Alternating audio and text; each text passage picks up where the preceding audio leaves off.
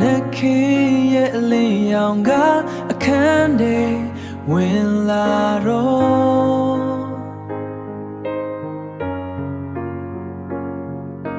မင်းရဲ့ပုံရဲ့ကတဖြည်းဖြည်းမိန်စာပြူပြီး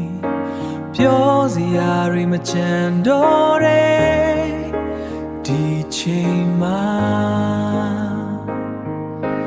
ငါတို့နှစ်ယောက်ရဲ့လမ်းဆုံးကိုမြင်နေရတယ်နှုတ်ဆက်ခြင်းကတိတ်ဆိတ်ခြင်းနဲ့ပိုပြီးပြေဆုံးမလားဖွေးပြေဆုံးမလားကံကြမ္မာရဲ့အဆုံးမှာလမ်းခွဲကြပေမယ့်အတူလျှောက်ခဲ့တဲ့နေ့ရက်တွေကိုမမေ့ပါဘူးမင်းပြောရမယ့်ဘဝစီကိုရောက်သွားပါငါရဲ့ရင်ဘတ်ထဲကဆူတောင်းတဲ့တွေနဲ့နောက်ဆုံးနေနဲ့ပြုံးပြနိုင်မှုကြိုးစားပါမယ်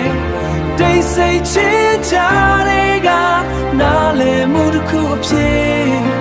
တိတ်ဆိတ်ချစ်ကြတဲ့ကနားလည်မှုတစ်ခုအဖြစ်ငါတို့ရဲ့အချိန်တွေကရပ်တန့်သွားပြီ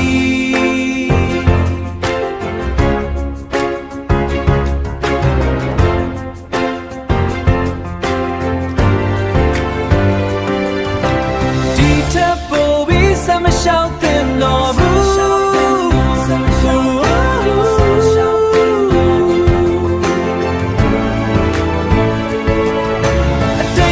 ရိတ်တွေအားလုံးကိုဒီမှာပဲထားခဲ့ရအောင်ငြိမ်သက်ခြင်းနဲ့အတူ